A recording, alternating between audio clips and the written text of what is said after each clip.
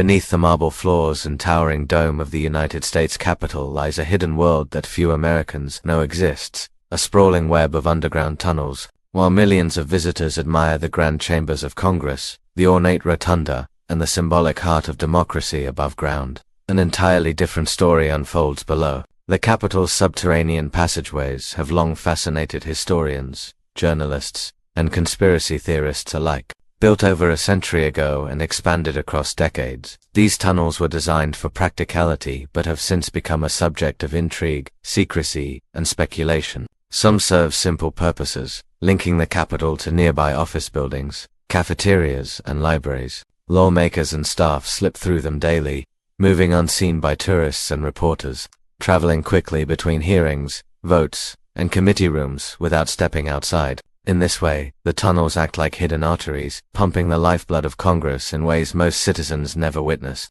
Yet other areas are shrouded in mystery. Locked steel doors, restricted corridors, and security checkpoints mark sections that are off-limits even to many who work above them. During World War II, certain spaces were fortified as shelters, meant to protect lawmakers in case of an attack on Washington. Some passages hold utility systems and communication cables, making them vital to the Capitol's daily operations, while others are rumored to conceal escape routes leading far beyond the Hill.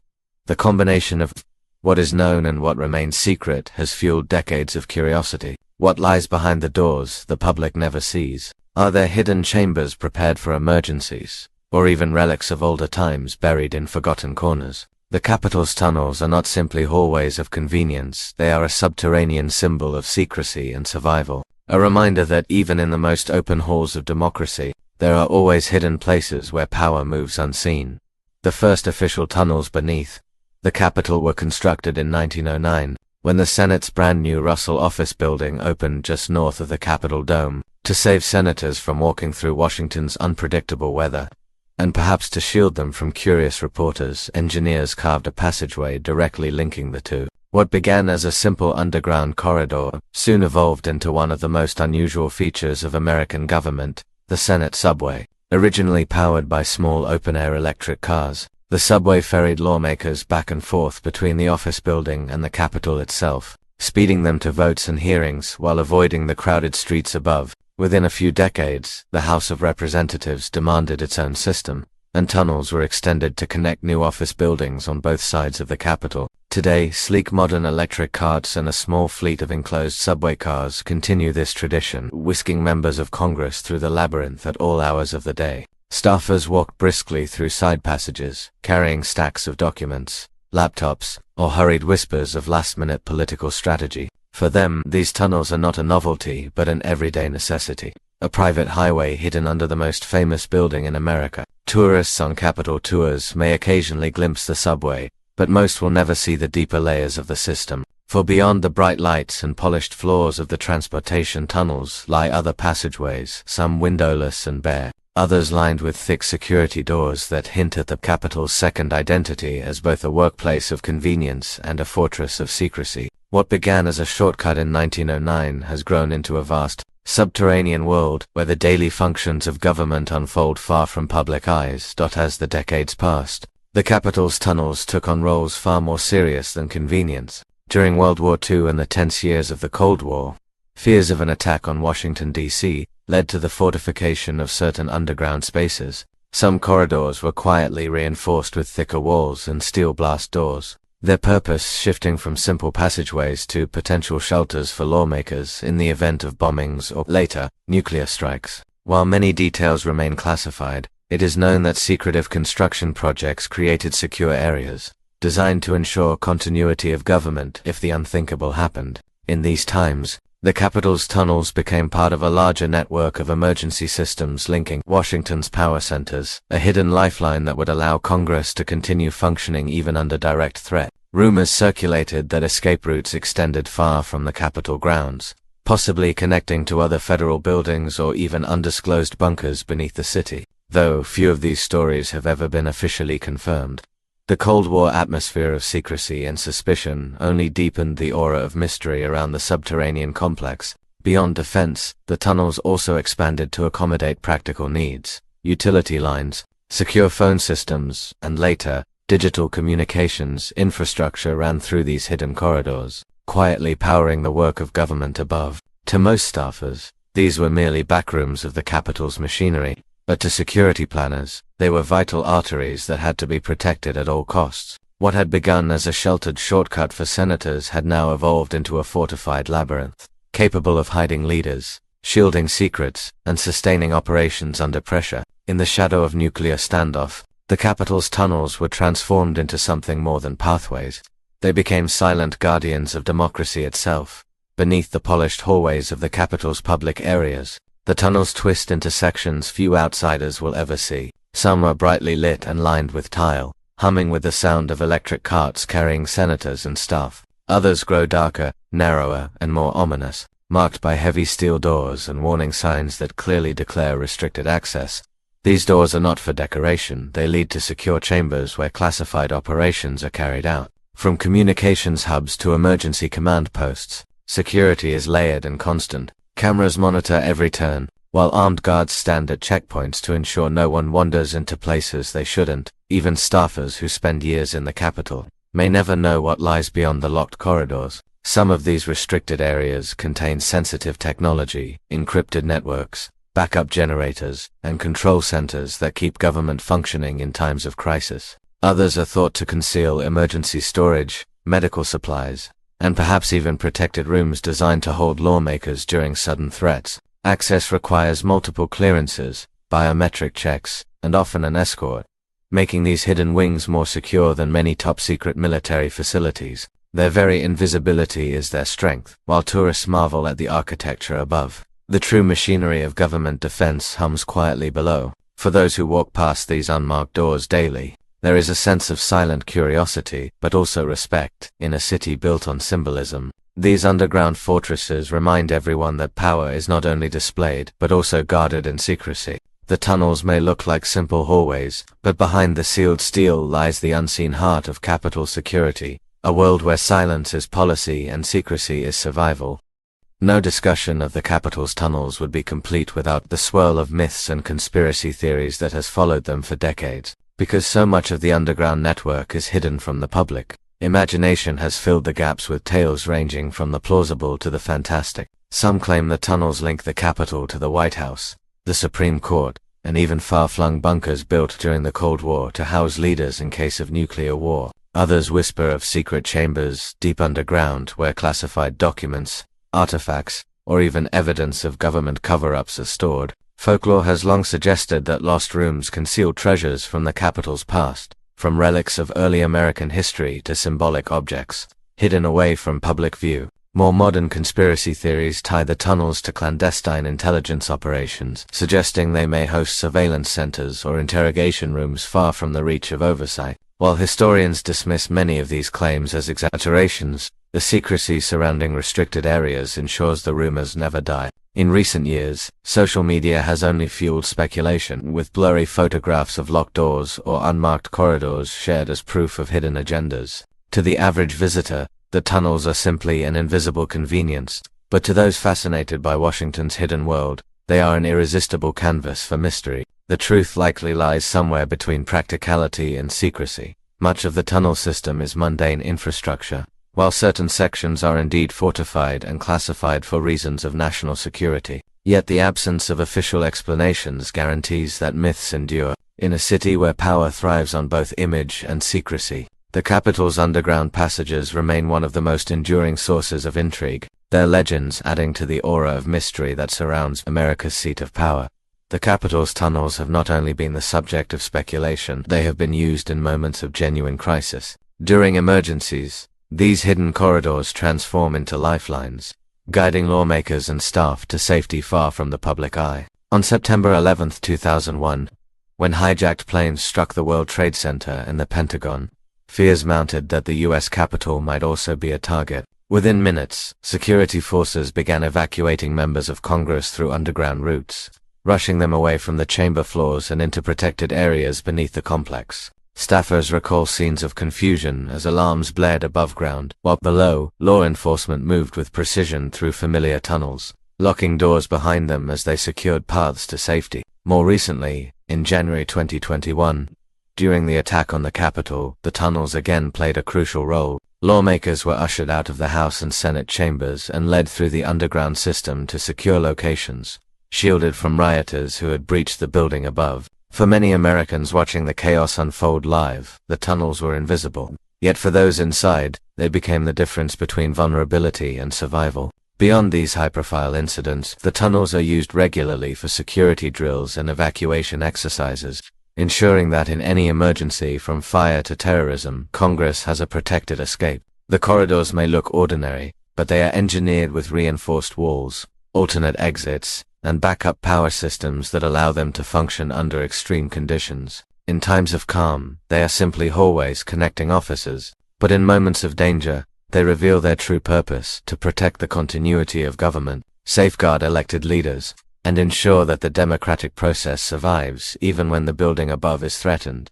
While the tunnels beneath the Capitol are often shrouded in secrecy and drama, much of their daily use is surprisingly ordinary, serving as the hidden backbone of the building's operations. Beneath the ornate chambers where lawmakers debate, carts rumble quietly through service corridors carrying deliveries of food, documents, and supplies. Mail is sorted and distributed underground, bypassing the heavy tourist crowds above. Several of the tunnels even connect directly to cafeterias and kitchens, allowing staffers to move meals discreetly between office buildings and the Capitol itself. The utility tunnels are equally important, carrying steam, water, electricity, and data cables that keep the Capitol functioning. Without these unseen arteries, the grand halls above would go dark. Maintenance crews work around the clock, checking pipes and power lines, often unnoticed by the lawmakers they serve. For congressional staffers, the tunnels are a world of shortcuts, a way to dash from hearings to votes without battling the press or bad weather. It's not uncommon to see senators, aides, and interns hustling down the passageways, heads bent over papers or tablets, preparing last-minute talking points before emerging into public chambers. In this way, the tunnels act as a kind of backstage for the theater of American democracy, allowing the performance above to unfold smoothly. Yet even in these mundane spaces, the sense of exclusivity lingers. Tourists rarely glimpse them, and entry is tightly controlled. For insiders, moving through the tunnels is a reminder of the hidden privileges and protections that come with working in the Capitol. They may not look glamorous, often plain concrete halls with fluorescent lights, but their role is vital. Without them, the Capitol could not function as efficiently, and the daily rhythm of government would grind to a halt. One of the most fascinating aspects of the Capitol's tunnels is the balance they strike between what is open and what is hidden. Some of the passageways are well known to staff and occasionally glimpsed by visitors on guided tours. These brightly lit corridors, lined with artwork or historical displays, give the impression that the underground world is simply an extension of the Capitol's public face. Another hallway where democracy flows. Reporters, interns, and aides move through them daily, and their purpose is clear: efficiency and convenience. Yet only a few doors away, the atmosphere changes dramatically. Behind steel barriers, warning signs, and armed checkpoints, there are tunnels that no visitor will ever enter. These areas are stripped of decoration, silent except for the hum of ventilation systems and the low buzz of security equipment. Access requires multiple clearances, and in many cases, only select members of Congress and senior staff are allowed to pass. This duality, open corridors on one side and forbidden passages on the other, fuels both curiosity and unease. It demonstrates the reality of Washington, a city built on the ideals of transparency, but sustained by secrecy when it comes to security. For those who work inside, the difference is stark. One moment you may be walking alongside a senator chatting casually, the next you pass a locked door leading to a world you'll never see. This contrast ensures that the Capitol's tunnels remain both functional and mysterious, embodying the paradox of American governance itself. They are pathways that keep the government moving smoothly, yet also fortresses protecting its most sensitive functions. For outsiders, this balance of openness and secrecy only deepens the intrigue. What is hidden, and why must it stay that way?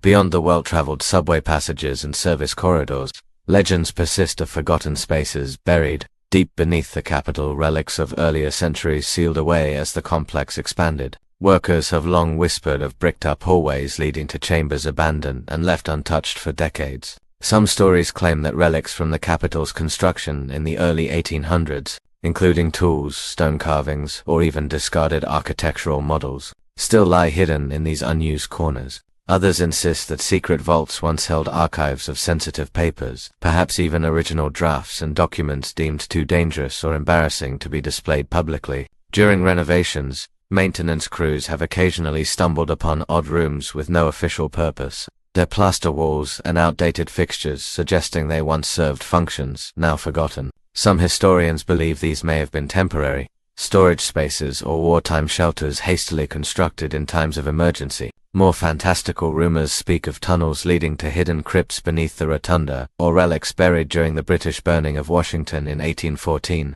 preserved under layers of reconstruction. While much of this remains speculation, the possibility that parts of the Capitol's history still sleep underground adds to its mystique. The Capitol above is filled with symbolism, from statues to frescoes, each telling a story of America's ideals. Below, in the shadows, the unrecorded stories may still exist, fragments of forgotten work, sealed chambers from another era, or artifacts that silently carry the weight of history. Whether real or imagined, these tales ensure that the Capitol's tunnels are not only functional but also historical mysteries, reminders that even the most celebrated landmarks contain secrets still waiting to be discovered. The Capitol's tunnels have always been surrounded by whispers that they extend far beyond the boundaries of Capitol Hill. Officially, the known network links the Capitol to its office buildings, the Library of Congress, and nearby support facilities. Yet speculation has long suggested that hidden passageways stretch deeper into Washington, connecting the heart of Congress to other centers of power. Some rumors claim there are secure routes leading to the Supreme Court and the White House, designed to allow leaders to move unseen during emergencies. Others point to Cold War construction projects that may have added hidden bunkers and protected corridors linking federal buildings into a shadow network of escape and command. During the tense years of nuclear standoff, continuity of government programs were a top priority, and it is entirely possible that unmarked entrances and sealed doors in the Capitol connect to larger classified systems beneath the city. Security experts rarely confirm or deny such details, but occasional declassified documents hint at evacuation plans involving subterranean routes. Even the metro subway system has fueled speculation, with some believing that special tracks or sealed stations might double as access points for government use. The truth is difficult to uncover, since most blueprints and structural plans of these underground facilities remain classified. What is certain, however, is that Washington, D.C. has long prepared for worst-case scenarios, and underground movement has always been a part of that strategy. Whether or not all the rumors are true, the idea of secret tunnels tying together the Capitol's most powerful institutions persists, adding to the sense that beneath the visible city lies another one, hidden, fortified, and designed to ensure that the machinery of government can keep running even if disaster strikes above. For all their mystery, the Capitol tunnels are also workplaces, used daily by thousands of people who keep Congress running. Senators and representatives rely on them to move discreetly from hearings to votes, often whisked along by the small subway cars that glide through the passages. To lawmakers, these tunnels are both convenience and shield, a way to avoid reporters, protesters, or even bad weather as they rush between offices and chambers. For staffers, the tunnels are lifelines, where the frantic pace of government unfolds away from public eyes. Aides hurry through with folders tucked under their arms, whispering strategy before their bosses step into the spotlight upstairs. Interns dart between buildings, memorizing the maze as part of their initiation into Capitol life. Maintenance workers and engineers form another unseen community, spending long hours monitoring the utilities that flow through the underground electricity, water, air conditioning, and digital networks. Without their work, the polished floors above would grind to a halt. Security personnel, too, have a constant presence, their watchful eyes ensuring that no unauthorized individual slips into restricted zones. Each group experiences the tunnels differently. For senators, they are private corridors of power. For staffers, a stressful workplace hidden below. For maintenance crews, a job site humming with machinery. And for guards, a fortress to be protected. Yet together, their movements weave the rhythm of underground life, where politics, logistics, and security intersect in spaces the public rarely sees. Unlike the grandeur above, these tunnels strip away ceremony and reveal the Capitol as what it is, at its core, a functioning organism, alive with motion and supported by countless people, most of whom will never see their names in the headlines. The underground tunnels of the U.S. Capitol, are more than just passageways. They are symbols of the hidden layers of power that sustain a democracy, often celebrated for its openness. Above ground, the Capitol stands as a beacon of transparency, with its dome rising proudly as the centerpiece of Washington, D.C. Below, however, lies a world of restricted corridors, guarded doors, and fortified shelters, reminding us that even the most open institutions require secrecy to survive. These tunnels embody the paradox of government, efficiency and convenience on the surface, but protection and preparation beneath. They reveal how the nation's leaders plan for both the ordinary and the unimaginable, from shuttling senators to hearings, to safeguarding lawmakers in moments of national crisis. For the public, the existence of these underground networks fuels endless curiosity. Documentaries, books, and news stories only scratch the surface.